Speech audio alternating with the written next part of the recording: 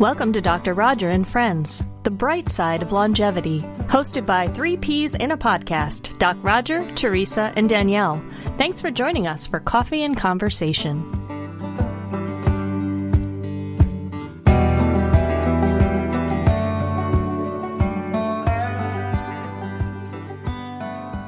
Well, welcome everybody. Thanks for joining us. Danielle and Teresa and I are always glad to have you with us. And this is Grit, the Power of a Compelling Why. And this is the second installment in a 3-part series about post-traumatic growth. Now, we've talked about resilience a lot during this pandemic. And this is drilling deeper into the more substantive and more significant traumatic event that can occur in some people's lives and the response to that. And today, specifically, we're going to be talking about growth that can come from one of those traumatic events. You know, this is Dr. Roger and Friends, and these two, they're more than friends. They are very accomplished people. And I like surrounding myself with accomplished people because first of all, it boosts my conversation with them, but it makes me look better. They are terrific people. And today we're going to feature Teresa and Danielle has in the past, and we'll do it again because they're very accomplished in many areas. But this one in particular, Teresa, is a shining star because she spends, she'll be telling you, but so much time, as we have said before, as a coach and a companion for widows, and has a bunch of widows that she's helping through their traumatic event. And I know, Teresa, you've done a lot of research on post-traumatic growth. So we really value that you're here. And I think this is going to be a significant episode. And then the first one was just sort of an introduction to resilience in general. This is, again, post-traumatic growth. And then the third one, we will be talking with Molly, who is a story of post-traumatic growth. So are we ready, guys? Shall I kick it off? Let's do it. All right. Well, I'm glad you're here, Teresa. Thank you.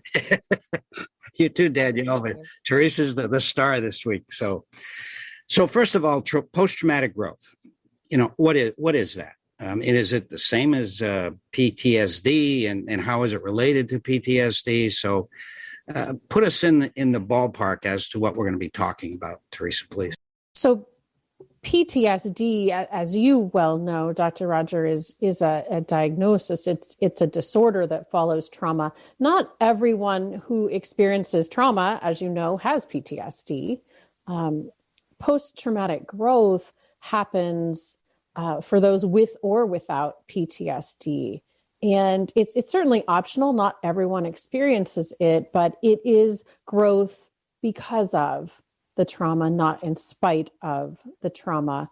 And by trauma, we mean, a life-altering event. And I live in California, as you know, so I always think of it as a seismic event that levels everything that you once knew to be familiar and safe and comfortable. And it creates that dividing line in your life that divides your life between before and after. So those are some of the definitions. Is that helpful?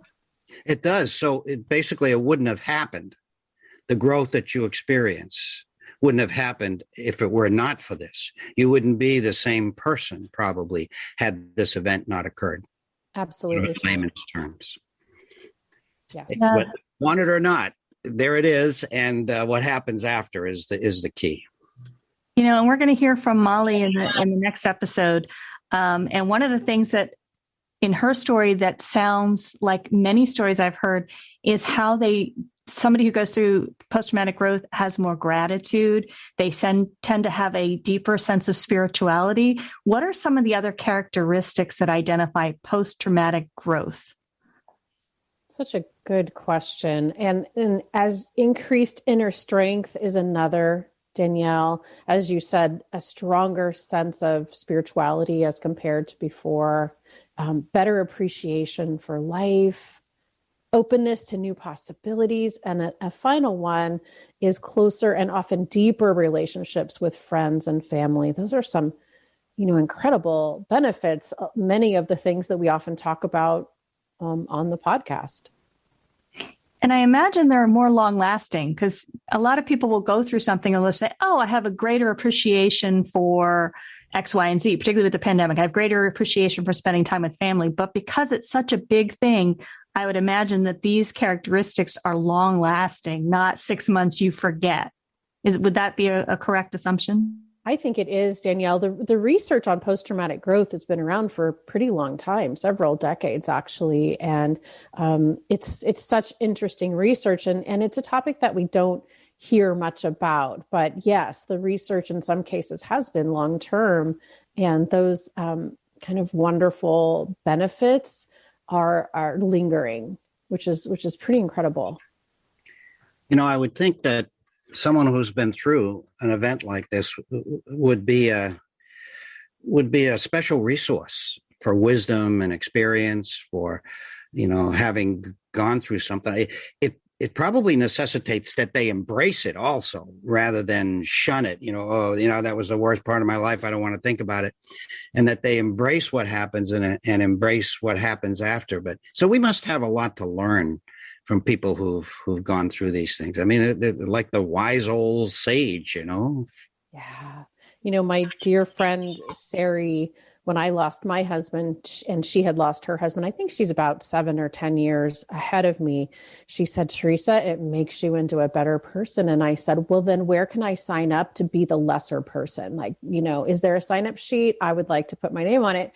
It's not a choice, but I think it is a mindset. And to your point, Roger, you said embracing it, and I would maybe describe it as not letting it define you, but it is absolutely mindset. And it's embracing the notion that I could be a different person because of it. The seismic event happens and we find ourselves standing in this pile of wreckage, and we try to put a few pieces back together, and it's a hot mess, and we know full well the pieces are not going to go back together the way they once were. But the thing is, you realize over time that in your pile of wreckage are new skills, new attributes, new qualities that you only have because of your trauma. And once you start putting those pieces into your puzzle, at that point you start rebuilding into a new version of you who wouldn't be otherwise possible. So in some ways, it's a retrospective thing. Let's face it, when you're going through trauma, you're not saying, oh, this is great, I'm going to be a better person. Oh boy, like you said, where do I sign up not to be a better person? Mm-hmm. So it's really a retrospective look at it, when sort of the tidal wave has washed over you, you're laying on the beach, metaphorically speaking, and you can look back at it. Is that a fair thing to say? I think it is. It feels like such destruction, I think. And I always liken it to walking up a gentle grade, like in the foothills, and you think you're not making any progress. You're weak, you're stumbling. It's 1 step forward, 2 steps back. But then you kind of get a little view and you look around and you go, oh, I've come a little ways. Look at that view. And then you go back to the struggle and it's a mess and it's hard. And then pretty soon you do notice a little different view. I think it takes time. But there are those little gifts along the way where you say, wow, this isn't who I was. And I actually kind of like, not that I wouldn't trade it for the world, but I actually kind of like who I am and what I'm discovering about myself. What a great analogy. And we talk a lot on the show about mindset. And I'm curious about the difference between, say, someone who experiences post-traumatic growth versus someone who does not, what their narrative is like, both in their head and their interactions with people. What's different?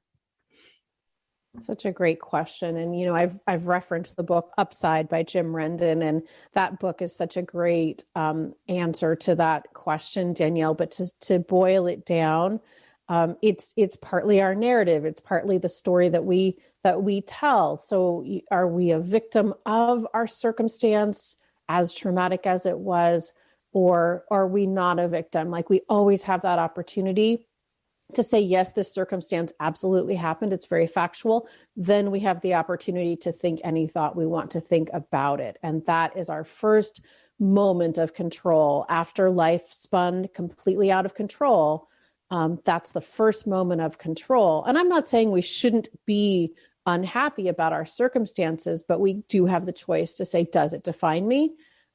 Or not. So I think it's partly our narrative. It's partly our community, the people around us who support us and who we ultimately, would like to support. And it's that choice of optimism. It's not unicorns and rainbows. It's not pretending what happened isn't awful, but it's choosing to change that channel. We've talked about negativity bias before. Our brain's going to just point out what's negative and horrible and awful because our brains are primitive in nature and they're hardwired to find potential danger. Negative equals potentially danger. It's our choice to change that channel and say, what do I have? What pieces are in place? Like, what is possible for me? And how can I make my life, a testament to what is possible?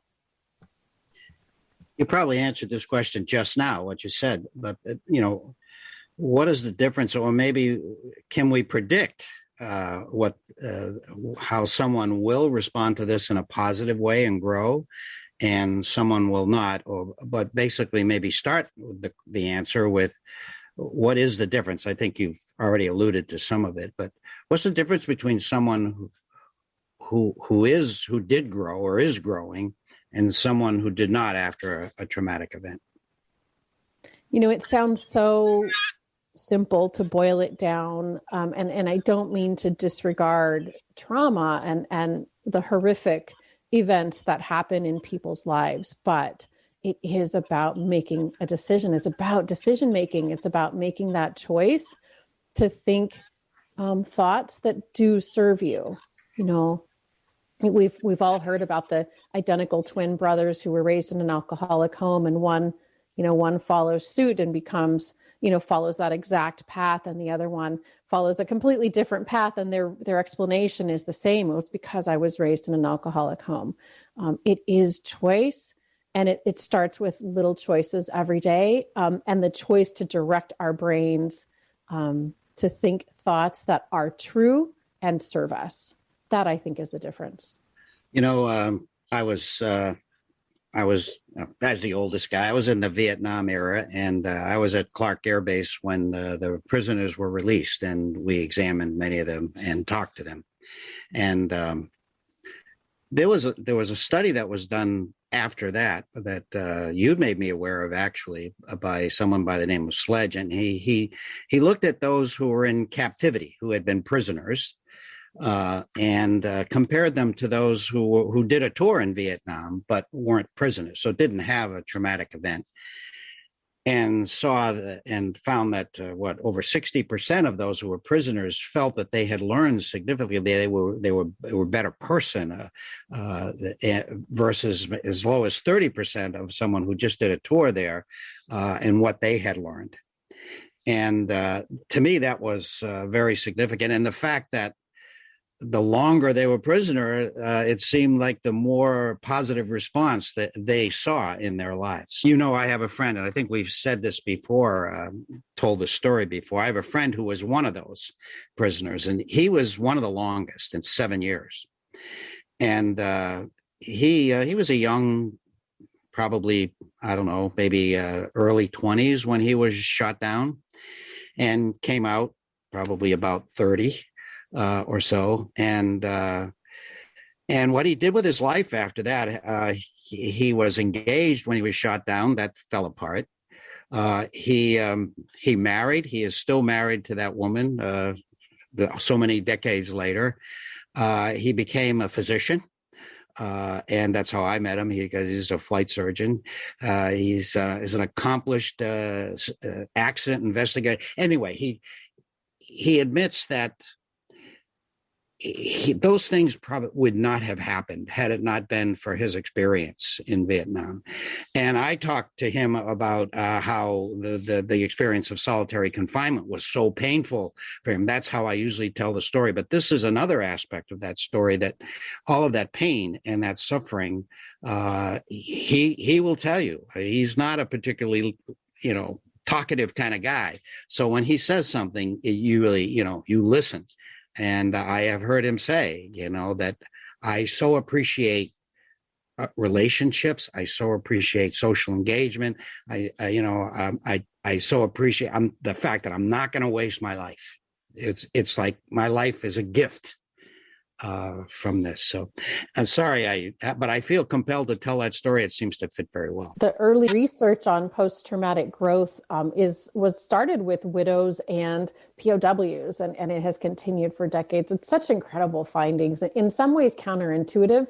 The longer they were POWs, the more dramatic their growth. But that's the science that we're talking about. It's a little counterintuitive, but it's just wonderful. Well, in many ways, it's probably selective. There are many who didn't make it, and so those who made it were we're going to get through it, and I'm going to be better for it. I don't know if they actually thought those thoughts, but it's clear that they had the grit. Well, one of the things that stands out to me as you were giving these different examples, particularly Teresa, when you mentioned the alcoholic brothers, one's life went one way and they told the same story, but had a different feeling about it. When we talked to Molly, how she was firmly based in reality. So she didn't diminish what she went through. She said, what I went through was really awful, but here's all the good that came out of it. And how many people do you know that are not exhibiting post-traumatic growth where their trauma becomes the rest of their life and it's the excuse for not doing versus using it as an opportunity to do more and become more? And I think that, to me, that's the example you gave and the example we'll hear from Molly and the example that Dr. Roger just gave are really, really good ones to kind of show the difference between using it to your advantage and not. Yeah, and it's optional. I mean, not everyone is going to experience post-traumatic growth. The numbers are surprising, the numbers who do, but it's not required. It's not shameful if you don't. But it is optional and it is in our control. Yeah. I think something that maybe we haven't mentioned yet that we should touch on is, what if you haven't had a life-altering, traumatic event? And I think that we can all learn from post-traumatic growth. Even if we haven't had a traumatic event, we can all think back to the most difficult days that we have experienced. And we can ask ourselves, today seems a little rotten, but does it compare to the most difficult days in my life that I have experienced? And the answer probably is no. And it's an excellent comparative value to have that measuring stick. My husband died very suddenly. I did CPR. I visited 2 funeral homes in 2 states in 2 days. And on the second visit to the funeral home was my wedding anniversary. And I picked a casket for my husband on that day. And it felt like such a cruel torture at the time. And later it became such a measuring stick for me for every other day that felt difficult. I can remind myself, I'm not picking a casket today. It is absolutely fine. I can totally do this day, right? If I can do that, I can do this. And I think we all have that opportunity to call up difficult days and use that to our benefit. So the title of this is the power of a compelling why.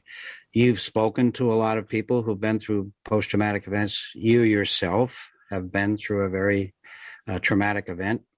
And obviously grew. I have witnessed that personally. And but what kind of whys do you find? And is there any pattern to it? Any consistency? Anything that maybe someone can adopt as a why, even without trauma, as we were alluding to, that we can all benefit from this horrible experience? It's so different for everyone. What matters is to search for it. I remember not knowing my own why. I didn't know if I could survive, and I didn't know even if I could, did I want to? And I think that is the search for the compelling why. And it's okay to not know. It's okay to live the question. Like, I don't have the answer, but I'm just going to live this question of not knowing my why. And in living the question, I think, it takes the pressure off that we shouldn't immediately have the answer. And I think we more naturally can find the answer. It's different for everyone. Sometimes it's the kids. For me, it was remembering the look on my mother-in-law's face at my husband's funeral, and not being willing to do that to my own parents. It's got to be compelling. We use the word compelling on purpose. It's got to, be the answer to the darkest days of why you're still fighting.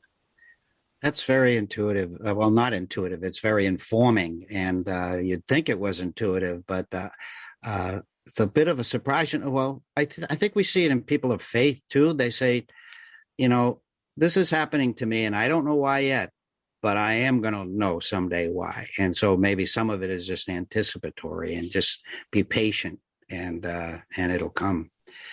And maybe know that you're not going to know in this life, and that's also okay.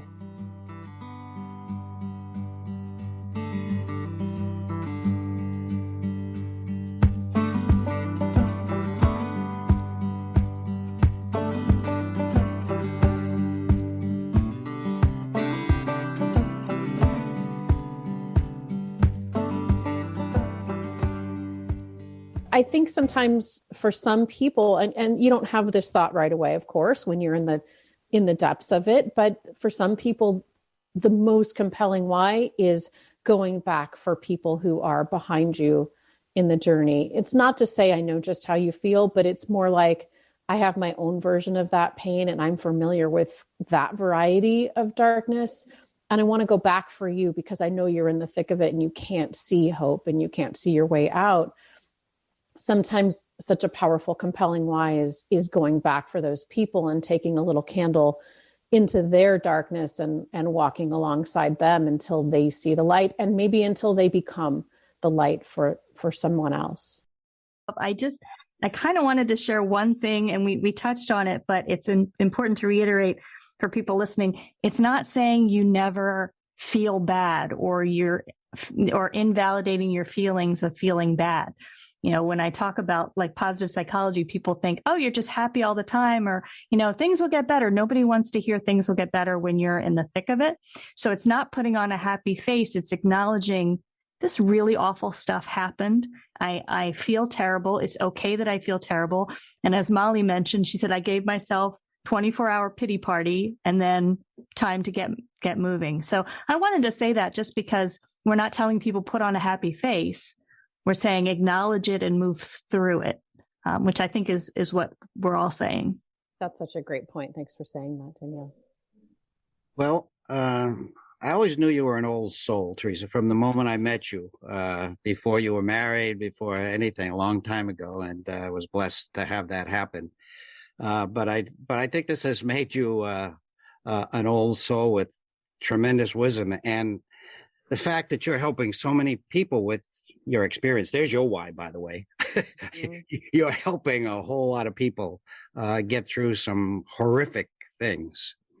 And so I'm sorry you had to go through what you went through personally, but it pointed you in a direction that is enormously beneficial for so many. So I'm proud to call you a colleague, and I'm very happy that you were willing to talk about this and share what you do every day with the widows that you speak to.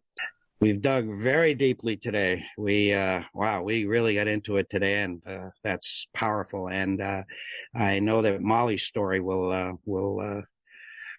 add a lot to this, and you may give us a very vivid image of what we're talking about. So let's join us, folks, for number 3 in this series. And thank you for being with us today, Teresa. Once again, thank you.